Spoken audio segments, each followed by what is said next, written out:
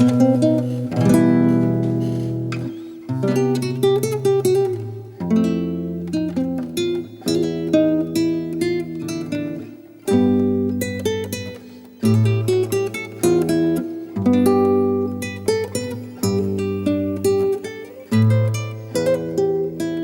дня, мене звуть Юлія Тищенко, я експертка проєкту, власне, і представляю і Український незалежний центр політичних досліджень. Багато років займаюся питаннями вивчення кримської історії, сучасної кримської історії. Сьогодні ми з вами будемо говорити в тому форматі, наскільки це можливо, про початок повернення кримських татар в момент здобуття Україною незалежності, про історію і такі загальні політичні лейтмотиви цього періоду. Це 90-ті роки, 2000-ні роки, які відбувалися в Криму, і про ті виклики, які сьогодні існують в новітній кримській історії. Зокрема, це питання пов'язані з тим, як поводить себе Російська Федерація в незаконно окупованому Криму нею в 2014 році. Отже, давайте спробуємо розглянути якісь ключові речі, які супроводжували процес повернення кримських татар.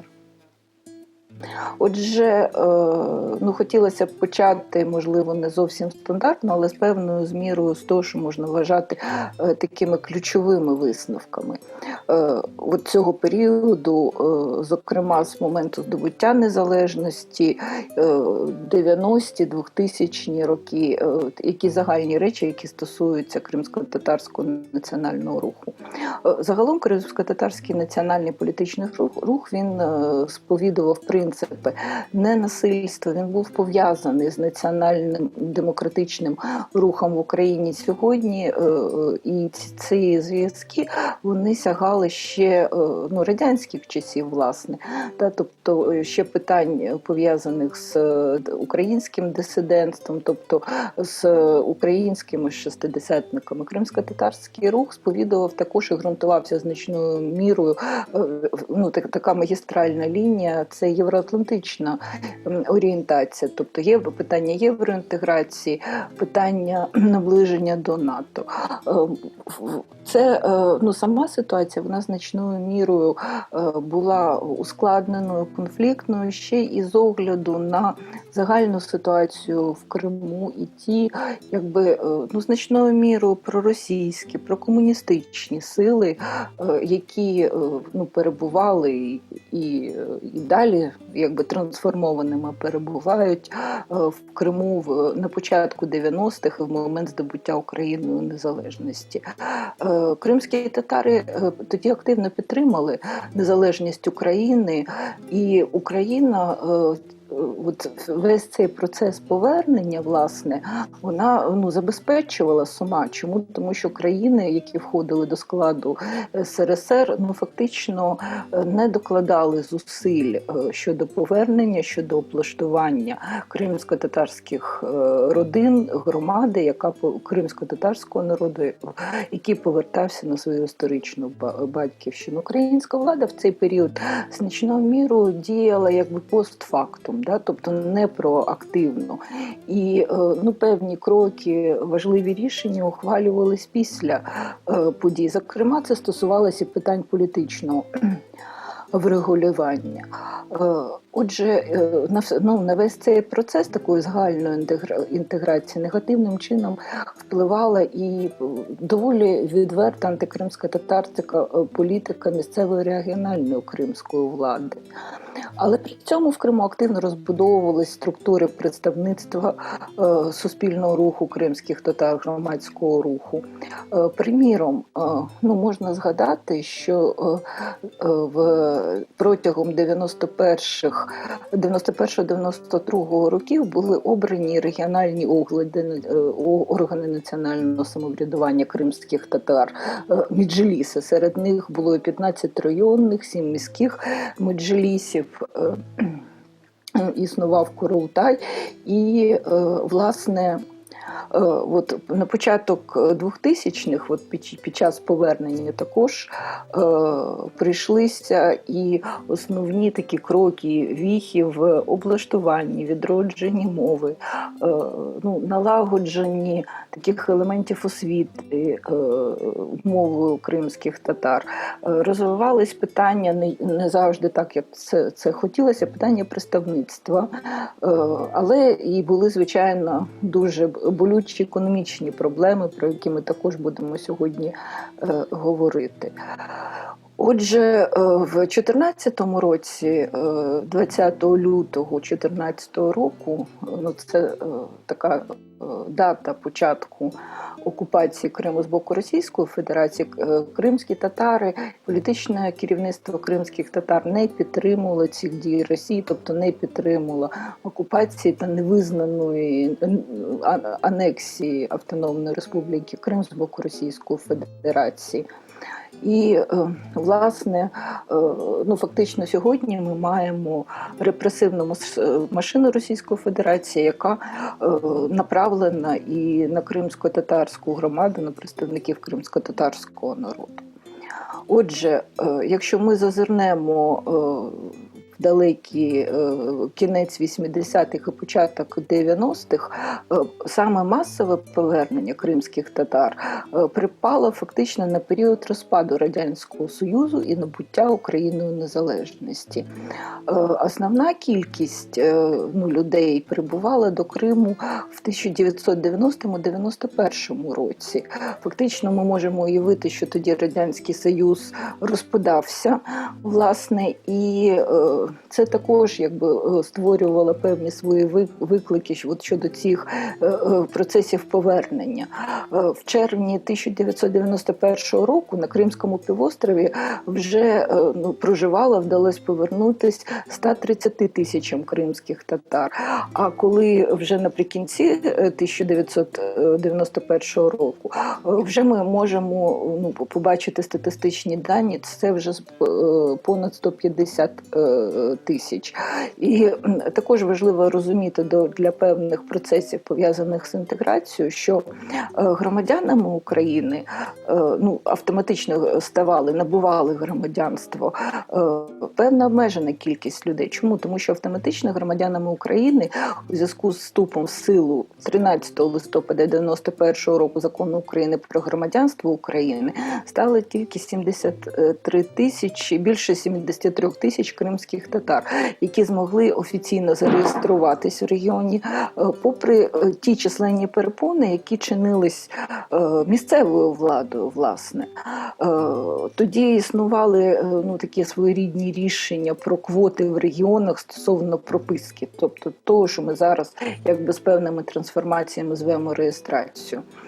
Отже, в 1991 році офіційно на Кримський півострів змогло повернутися 42 тисячі кримських татар, в 1994 році понад 11 тисяч, а в 95-му понад 9 тисяч людей. І ці люди далеко не завжди могли просто набути громадянство України.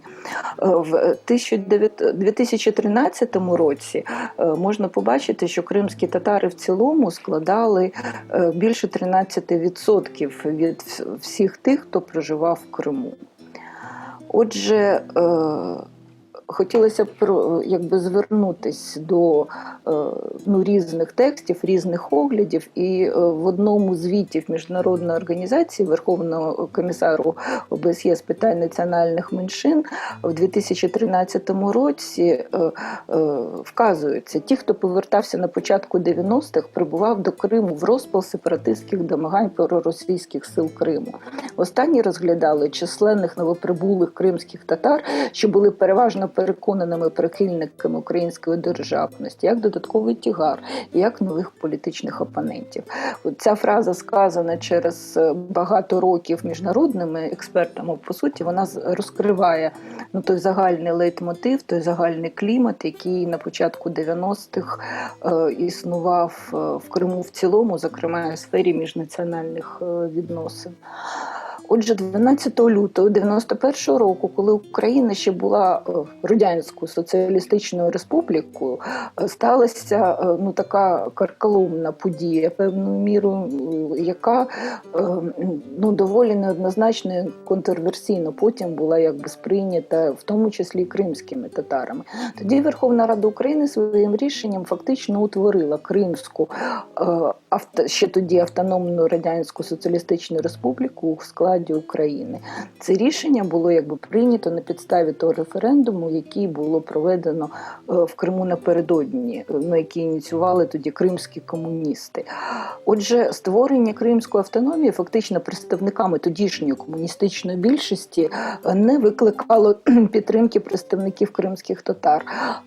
Вони тоді, кримсько-татарські активісти, власне, активні громадяни не впливали абсолютно на процеси формування автономії, не брали участі в відповідних голосуваннях. І ця автономія, вона фактично була тоді утворена за територіальною ознакою, значною мірою представниками проросійської, прокомуністичної більшості. Тоді щодо створення автономії в далекому 91-му році позицію кримських татар висловила Центральна Рада УКНР на початку 91-го року. Тоді вказували, що на споконвічній території кримських татар було створено ще одну російськомовну республіку, і це автоматично порушує права корінного кримсько-татарського народу. В свою чергу кримсько-татарський рух, звичайно, традиційно підтримував ненасильницькі, мирні засоби діяльності у відновленні своїх прав і мав стійкі зв'язки з національно-демократичними силами України, зокрема із лідером Народного руху України В'ячеславом Чорновілом, Мустафу Джемілєва, голову тоді Меджлісу кримсько-татарського народу, лідера кримсько-татарського народу, поєднувала з паном Чорновілом ще спільна історія та дружба ще під час ув'язнення в радянських таборах. Кримські татари також пам'ятали про українця Петра Григоренка, радянського генерала, який за радянських часів виступав на захист кримських татар. Повертаючись, кримські татари називали в Криму вулиці на його ім'я. І, до речі, Петро Григоренко, він був репресований радянською владою, тоді позбавлений всіх своїх регалій і дуже потерпав від своєї позиції. Отже, політичні лідери кримських татар тоді дуже активно підтримували проголошення незалежності. Зокрема, учасники регіональної конференції делегатів другого Курултаю, який тоді вже було сформовано 24 листопада 1991 року, звернувся до співвітчизників із закликом підтримати на референдумі акт про проголошення незалежності України, а на президентських виборах голосувати за кандидата від демократичного блоку України. Отже, українська держава дійсно тоді взяла на себе і зобов'язання, і зусилля щодо підтримки повернення і облаштування кримських татар. І цей процес був довготривалим, складний, неоднозначний, супроводжувався з огляду на ту ситуацію, яка була описана, чисельними політичними кризами. Отже, кримські татари традиційно займали проукраїнську позицію і під час врегулювання таких політичних криз і конфліктних моментів. Приміром, можна згадати події в Криму 1 жовтня 1992 року в селищі Красний Рай поблизу Алушти було зруйноване тимчасове поселення кримських татар, яким не виділялася земля місцевою владою, яка була придатна для облаштування.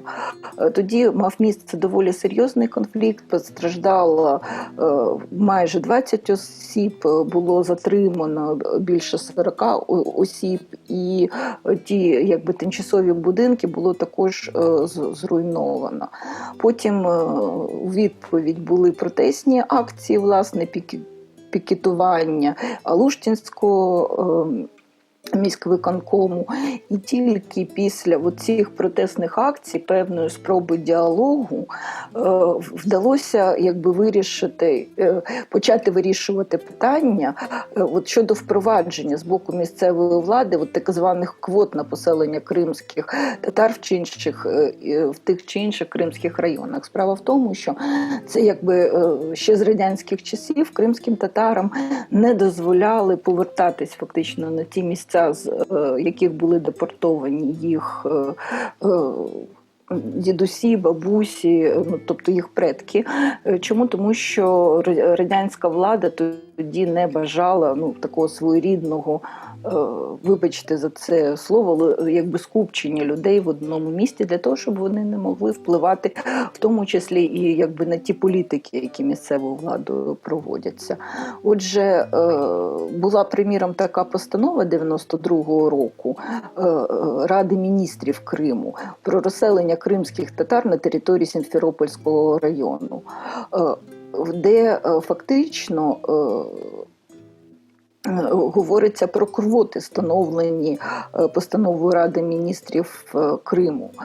І на цій підставі відповідним кримським органам доручалося не видавати громадянам кримсько-татарської національності, які не є уроженцями Сімферопольського району, направлені для розселення на його територію.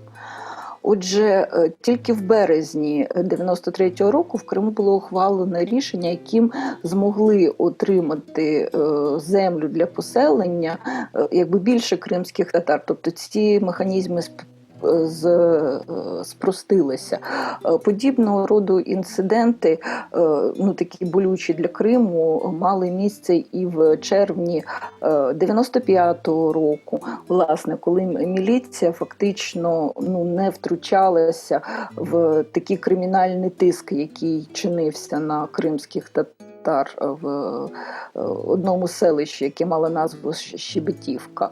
І фактично такі конфліктні ситуації, вони в тому числі спонукали вже київську владу ухвалювати відповідні рішення такого соціально-економічного гатунку, які сприяли інтеграції кримських татар.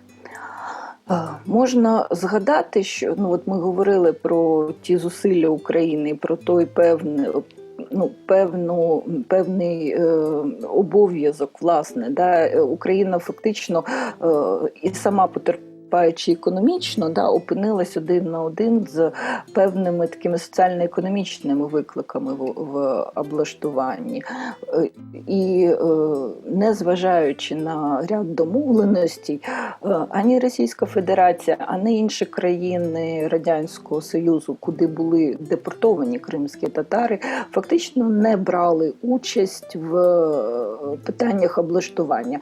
Хоча ще 9 жовтня 92-го року в місті Бішкек під час зустрічі глав держав-учасниць СНД було підписано угоду з питань, пов'язаних з відновленням прав депортованих осіб, національних меншин і народів.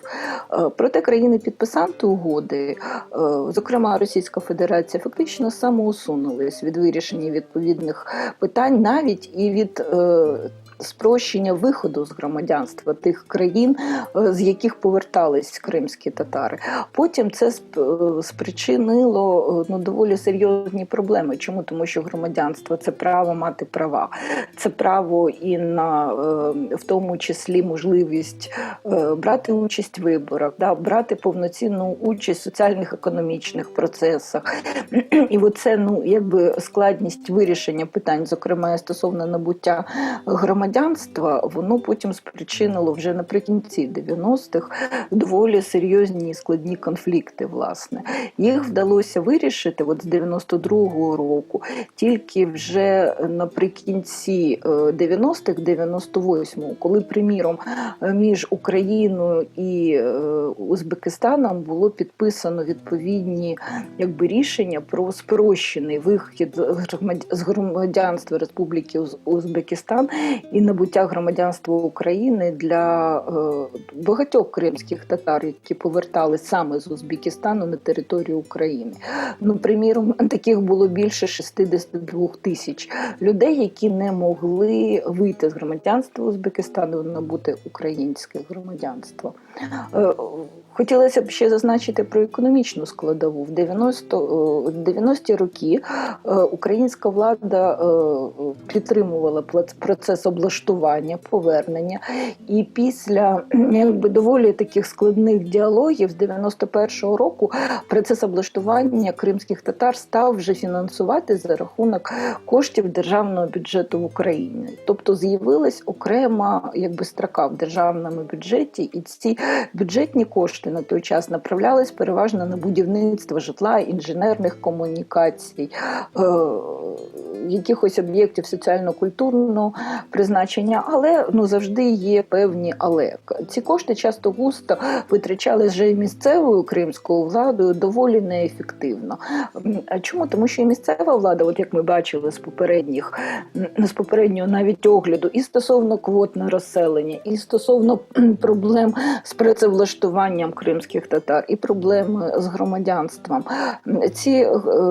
Фактично процес облаштування, він з боку місцевої влади дуже часто саботувався. Да? Тобто рішення не виконувались, робилось вигляд, що проблеми не існує. І кримські татари масово стикались з проблемами безробіття, упереджень з боку кримчан, які також в силу цієї сталінської ще пропаганди були певною мірою негативно налаштовані до повернення кримських татар. Отже, фактично можна, приміром, згадати про рівень безробіття. Якщо в січні 99-го року понад 60% кримських татар працездатного віку не мали постійної роботи, а кількість тих, хто працює, становила 55 тисяч, тобто більше навіть безробітних, ніж тих, хто працює. Отже, в цілому з 91 по 98 рік, якщо підсумувати загальні витрати, хоча вони тоді здавалися значними для української держави, але тим не менше, в цілому вони складали більше 3 тисяч гривень на одну людину. І основна частина цих коштів, вона надавалась 1994 року і ще і далеко не завжди ефективно використовувалась.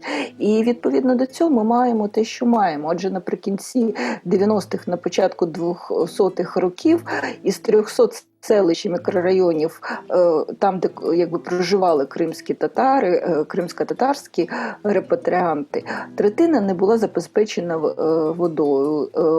В 5% цих поселень навіть не було електроенергії. Лише 6% цих місць мали дороги з твердим покриттям. Були відсутні мережі водоведення.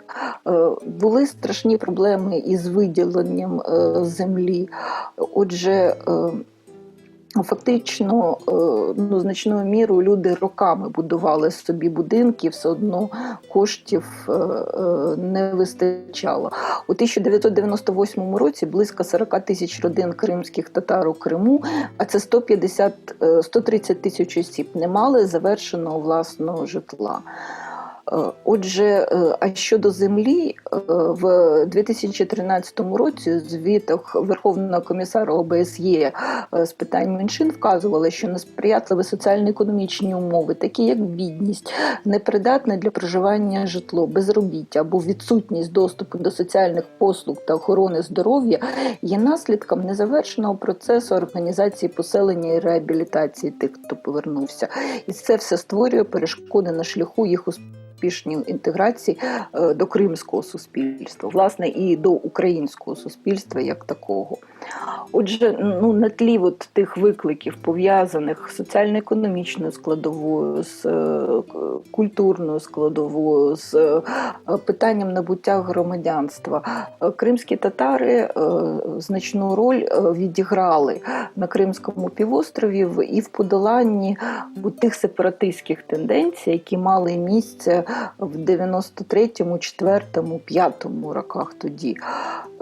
Отже, можна згадати, що значною мірою тоді кримські татари змогли взяти участь в виборах до Верховної Ради Криму. Тоді вперше було введено в законі 93-го року такі своєрідні, було ухвалене рішення про вперше і востаннє, до речі, в українській тоді політичній історії впровадження квот під час виборів, національних квот, там, де представники раніше депортованих народів мали такі загальнокримські квоти і ну, на конкурентних засадах за них могли голосувати, власне, ті, хто проживав тоді в Криму, зокрема кримські татари. В результаті цього також на конкурентних засадах до Кримської Верховної Ради. Кримська Верховна Рада – це не парламент, насправді, да, це такий представницький орган переважним чином. Чому? Тому що ну, відповідно і Конституції, потім АР Крим, Конституції України, він не ухвалює сам закони, тільки нормативно-правові акти, які не мають суперечити також і українській Конституції. Отже, тоді було обрано 14 кримських татар, які зорганізували тоді фракцію Курултай, яка весь період цього кримського сепаратизму, мається на увазі обрання потім президента Криму Мешкова Юрія, потім різні виступи проросійських організацій в Криму. От весь цей час значною мірою фракція Курултаю тоді зіграла доволі значну роль як, власне, підтримуючи тоді офіційний Київ, фактичному недопущенні розгортання таких дуже сепаратистських проросійських сценаріїв в Криму. Чому? Тому що тоді Юрій Мешков звертався і до російських політичних органів, власне, були відповідні заяви Державної думи, були реанімовані, ухвалені ще в 92-му році документи там про фактичне самовизначення Криму як такого. Оця фракція Курултай, вона значною мірою змогла сприяти якби зменшенню, нівеляції цих негативних сценаріїв. І власне, тут ще можна якби, ну, зазначити і наступне, незважаючи на таку і ну, проукраїнську позицію, і співпрацю, в тому числі з українською владою, от той діалог, про який можна говорити кримських татар і українського політичного керівництва, він відбувався доволі якби неоднозначно і непросто. Кримські татари піднімали питання, ну, з самого початку 90-х років, в 92-му, 93-му роках і далі, про те, що вони є корінним народом Криму, корінним народом України. В Конституції України 96-го року зазначено, що в Україні є корінні народи. В 3 статтях Конституції ця якби позиція зустрічається. Але хто ці корінні народи, які вони якби мають відносини з державою, які зобов'язання існують у держави по відношенню до них, ну, про це в законодавстві не йшлося. І фактично кримсько-татарський політичний рух, і Курултай, і Меджліс, вони якби в українському законодавстві, як представницькі органи кримських татар, вони фактично не існували. Хоча діалог вівся. І от вже після ну, низки протестних акцій, вже після того, як чи не вперше за виборами до парламенту в 98 році було обрано тодішніх лідерів кримсько-татарського народу, голову Меджліса, тоді Мустафу Джемілєва за списками Народного руху України. В Криму за мажоритарним округом було обрано тоді першого заступника голови Меджлісу Рефата Чубарова. Після доволі складних процесів, які відбувалися в Криму, тодішня українська влада фактично в 99-му році фактично зробила таку спробу своєрідної легалізації Меджлісу кримсько-татарського народу, але це не було ухвалення чи розробка якогось особливого законодавства. Це було саме ухвалення такого політичного рішення, створення Ради представників кримсько-татарського народу при президенті. Тоді символічно, що цей указ з'явився 18 травня 1999 року, і до цієї ради було включено 33 члени Меджлісу кримсько-татарського народу, тобто Меджліс всім складом. І головою ради було призначено очільника Меджліса кримсько-татарського народу, на той час вже народного депутата України Мустафу Джемілєва. Отже, тоді можна пригадати, що 5 квітня 2000 року фактично тоді вперше в історії новітньої України в Верховній Раді відбулися і парламентські слухання стосовно відновлення прав кримсько-татарського народу. Паралельно такі слухання відбувалися і в парламентській асамблеї Ради Європи в Страсбурзі.